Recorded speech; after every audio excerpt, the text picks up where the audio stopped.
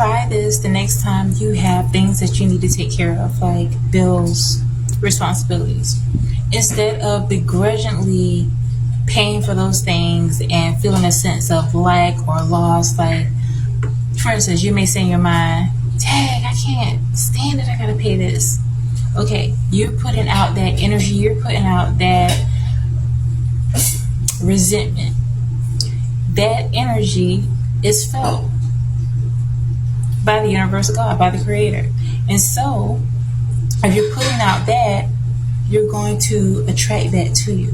So instead, when you're having to pay for bills or take care of responsibilities, instead of being caught up in the first emotion that comes up, because oftentimes the first emotions that are coming up are emotions from your past of how you've had a poverty consciousness.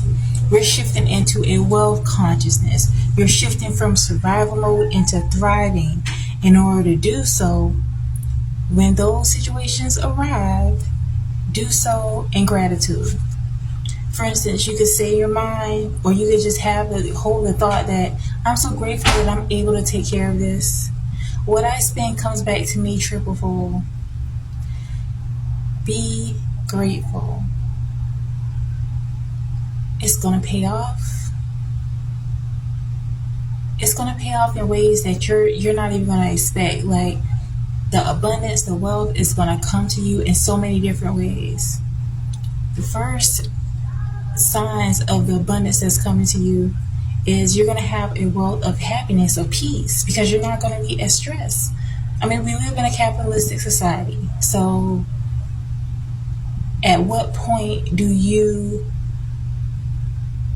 reject it or at some point adapt to it?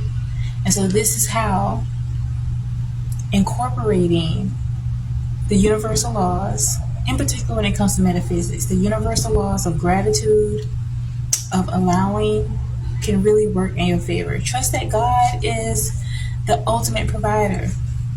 If you see the Creator, the universal God, Yeshua, Jesus Christ, if you see the Most High as your Father, why would your Heavenly Father leave you in despair? Rethink how you can shift your mind to more so solution. And then the answers will present itself. Try it. Thank me later. You're welcome.